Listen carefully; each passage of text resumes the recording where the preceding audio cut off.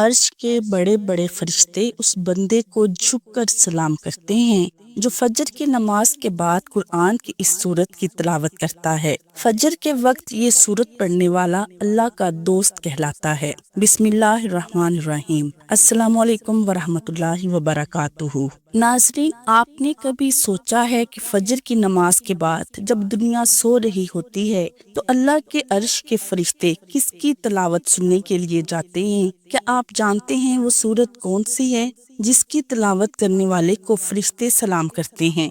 ये वीडियो आज आपको बताएगी वो कौन सी सूरत है जो फजर के वक्त पढ़ने वाले को अल्लाह का दोस्त बना देती है। नाज़रीन, फजर की नमाज दिन की पहली नमाज है और अल्लाह के करीब जाने का बेहतरीन वक्त है। नबी करीम सल्लल्लाहु अलैहि वसल्लम ने फरमाया, फजर की नमाज में दिन और रात के फरिश्ते जमा होते हैं। ये वो वक्त है जब अल्लाह की रहमतें नाजिल होती हैं और फरिश्ते हमारे ईमान का मुशाहदा करते हैं। तो कुरान की तिलावत को खास तौर पर फजर का वक्त अल्लाह के जिक्र का बेहतरीन जरिया है। अल्लाह तबारक व तआला ने फरमाया है, बेशक फजर का कुरान जो मशहूर है कि जब कोई बंदा फजर के वक्त कुरान की तिलावत करता है तो अल्लाह के अर्श के फरिश्ते उसकी तिलावत सुनते हैं और उस पर सलाम भेजते हैं। ये वो वक्त है जब फरिश्ते हमारे लिए इस्तगफार करते हैं और अल्लाह से हमारी मग़फ़िरत की दुआ करते हैं। कुरान पाक में अल्लाह तबारक व तआला हज़रत इब्राहीम अलैहिस्सलाम को खलीलुल्लाह यानी अल्लाह का दोस्त कहा है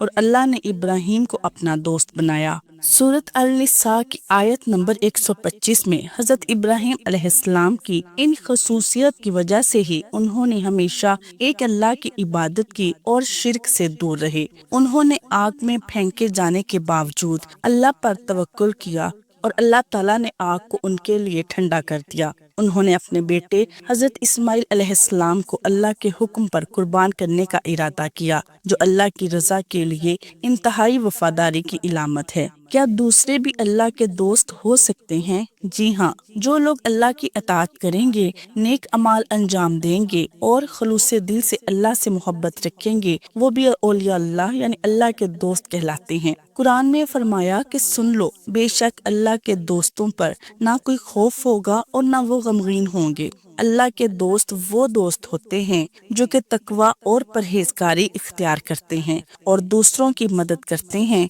और अल्लाह की रज़ा के लिए काम करते हैं। हर हाल में अल्लाह पर भरोसा रखते हैं। आप भी नेक अमाल और इखलास के जरिए अल्लाह के मुकर्रब फरिश्तों में शामिल हो सकते हैं। नाज़रीन, ये वो फजीलत और बरकत वाली सूरत है कि जिसको पढ़ने से ना सिर्फ अर्श के बड़े बड़े फरिश्ते इस बंदे को झुककर सलाम करते हैं, बल्कि फजर की नमाज के बाद जो ये सूरत पढ़ता है वो अल्लाह का दोस्त कहलाता है और अल्लाह उसके दिन भर की तमाम हाजतों को पूरा कर देते हैं। अल्लाह आपकी परेशानी को दूर करते हैं। अल्लाह उसे बेशुमार रिज़्क अता फरमाते हैं।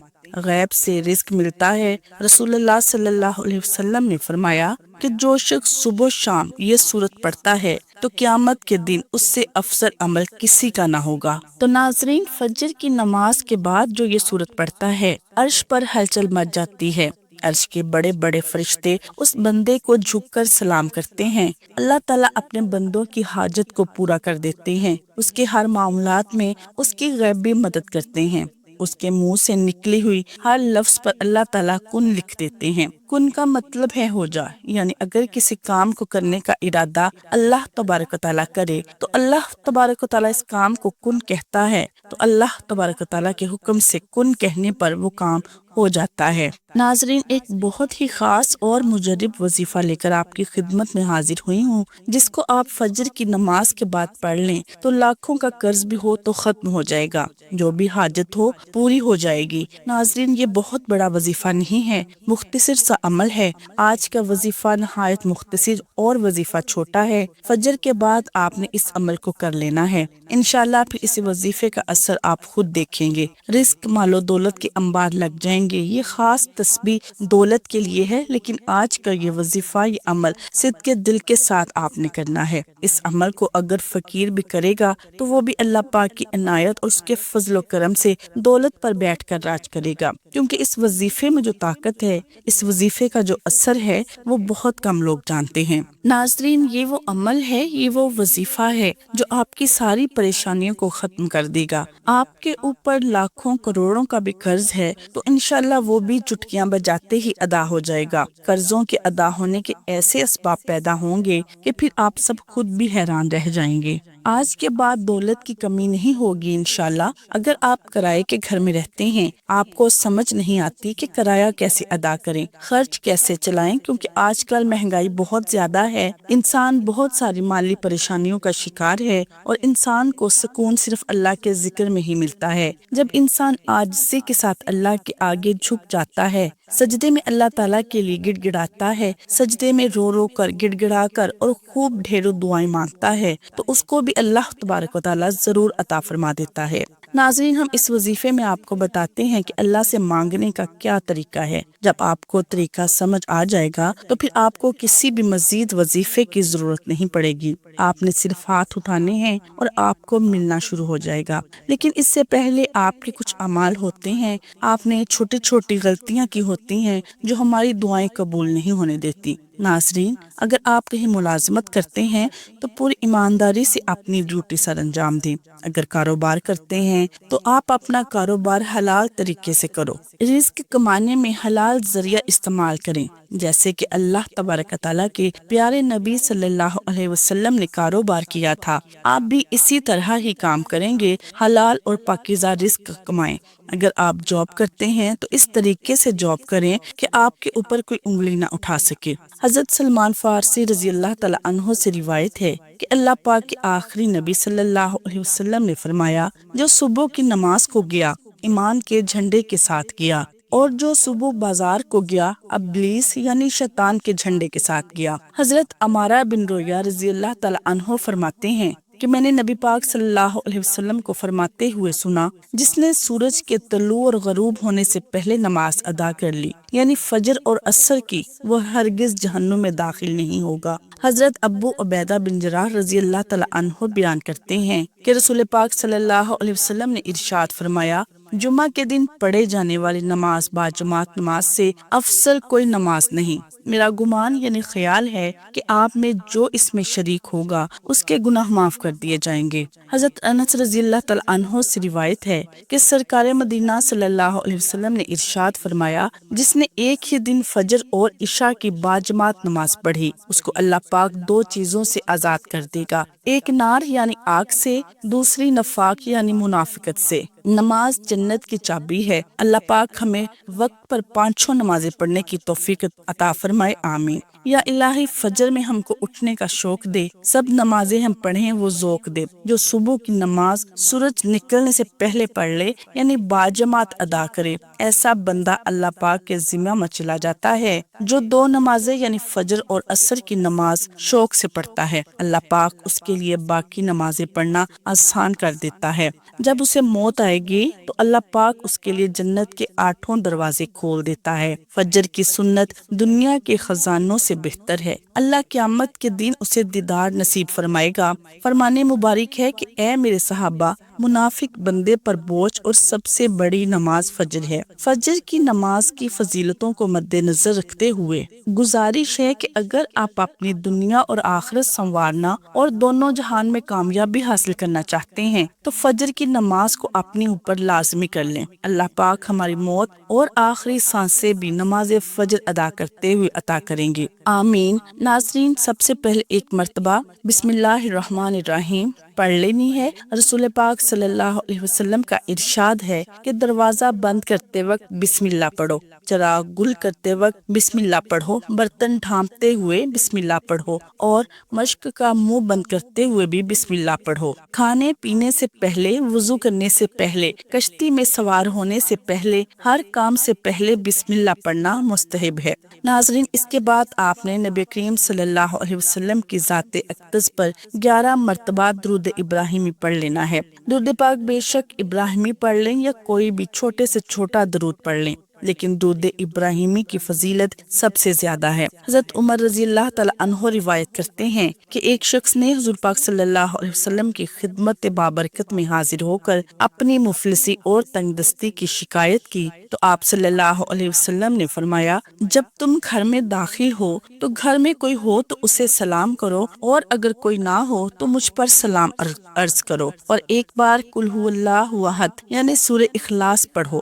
اس شخص نے ایسا ہی کیا، اللہ تبارک تعالیٰ نے اسے اتنا مالا مال کر دیا کہ اس نے اپنے ہمسایوں کی بھی خدمت کی۔ فرمان مصطفیٰ صلی اللہ علیہ وسلم ہے، جس نے استغفار کو اپنے اوپر لازم کر لیا، اللہ عز و جل اس کی پریشانی دور فرمائے گا اور ہر تنگی سے اسے راحت فرمائے گا، اور اسے ایسی جگہ سے رزق عطا فرمائے گا جہاں سے اس کا گمان بھی نہ ہوگا۔ حضور نبی کریم صلی اللہ علیہ وسلم کا ارشاد پاک ہے، کیا میں تمہیں وہ چیز نہ بتا دوں جو تمہارے دشمن سے تمہیں نجات دے اور تمہارے رزق کو وسیع کر دے؟ تو دن رات اللہ تبارک و تعالیٰ سے دعا مانگتے رہو کہ دعا مومن کا ہتھیار ہے۔ حضرت عبداللہ بن عمر رضی اللہ تعالیٰ عنہ روایت کرتے ہیں کہ ایک شخص حضور پاک صلی اللہ علیہ وسلم کی خدمت میں حاضر ہوا اور اپنی تنگ دستی کا شکوہ کرنے لگا تو آپ صلی اللہ علیہ وسلم نے اس آدمی سے فرمایا، کیا تمہیں وہ تسبیح بھول گئی ہے جو ملائکہ کی تسبیح ہے؟ تمام مخلوقات کی تسبیح ہے،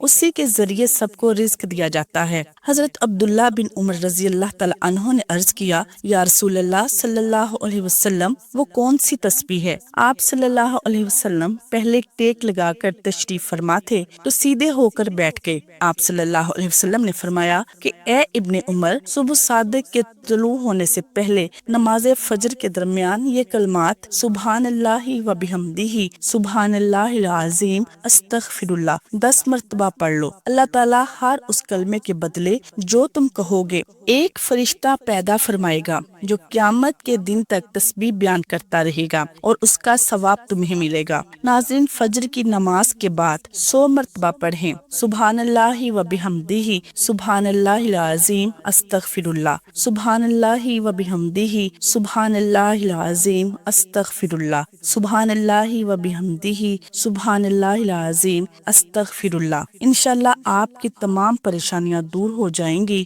اور آپ کی تمام حاجتوں کو پورا کر دیا جائے گا۔ اللہ آپ کو دینی دنیاوی نعمتوں سے مالا مال کر دے گا۔ ناظرین، تسبیح کرنے کے بعد آپ نے سورہ اخلاص پڑھنی ہے، اور یہ وہ سورت ہے جس کے پڑھنے سے عرش کے بڑے بڑے فرشتے بھی اس بندے کو جھک کر سلام کرتے ہیں، اور یہ سورت پڑھنے والا اللہ تبارک و تعالیٰ کا دوست کہلاتا ہے۔ حضرت ابو ہریرہ رضی اللہ تعالیٰ عنہ سے روایت ہے، فرمایا کہ فجر کی نماز میں دن اور رات کے فرشتے جمع ہوتے ہیں۔ تو ناظرین، یہ وہ سورت ہے جس کی تلاوت کرنے والے کو فرشتے سلام کرتے ہیں۔ سورۃ اخلاص یہ وہ سورت ہے جو توحید کا اظہار ہے اور اللہ کی صفات کو بیان کرتی ہے۔ نبی کریم صلی اللہ علیہ وسلم نے فرمایا، جو شخص ہر نماز میں سورہ اخلاص پڑھتا ہے اللہ تعالیٰ اس میں محبت پیدا کرتا ہے، اللہ اس بندے سے محبت کرتا ہے۔ جب کوئی بندہ فجر کے بعد سورہ اخلاص کی تلاوت کرتا ہے یعنی پڑھتا ہے تو اللہ تعالیٰ عرش کے فرشتے اس کی تلاوت سنتے ہیں اور اس پر سلام بھیجتے ہیں۔ حضرت ابو ہریرہ رضی اللہ تعالیٰ عنہ سے روایت ہے،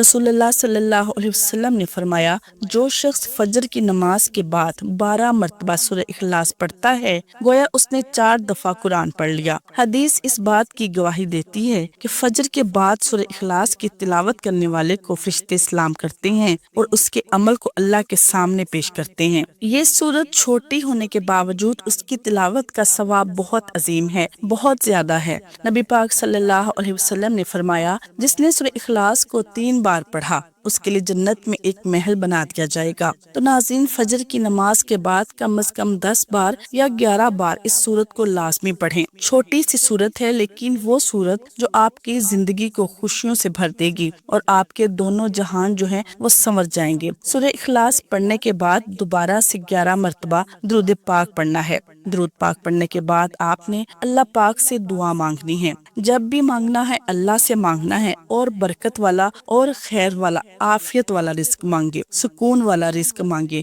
اس سے نہ صرف آپ کے گھر میں خوشحالی رہے گی بلکہ آپس میں پیار اور محبت بھی بڑھے گا۔ ہر بندہ دن رات زیادہ سے زیادہ پیسہ کمانے کے چکر میں بہت سارے راستے اختیار کر لیتا ہے، تو کوشش کریں کہ آپ نے مختصر راستہ اختیار نہیں کرنا بلکہ اپنے کام پہ آپ نے آپ نے مکمل توجہ دینی ہے، رزق حلال کمانا ہے، محنت کرنی ہے، اس سے اللہ پاک آپ کے اوپر ڈھیروں برکتیں اور رحمتیں نازل فرمائے گا۔ ناظرین، کوئی بھی وظیفہ نماز کے بغیر مکمل نہیں ہوتا۔ آپ نے 5 وقت کی نماز ادا کر لینی ہے اور حسب توفیق صدقہ خیرات بھی دینا ہے۔ اللہ پاک سے دعا ہے کہ اللہ پاک ہم سب کے صغیرہ کبیرہ گناہ معاف کرے، آمین۔ اللہ تبارک و تعالی ہم سب کا حامی و ناصر ہو۔ اللہ تبارک و تعالی سے دعا ہے کہ اللہ تبارک و تعالی تمام امت مسلمہ پر اپنا رحم اور اپنا کرم کرے، آمین یا رب العالمین، اور ہمارا خاتمہ ایمان پر فرمائے اور روز محشر آپ صلی اللہ علیہ وسلم کی شفاعت نصیب فرمائے،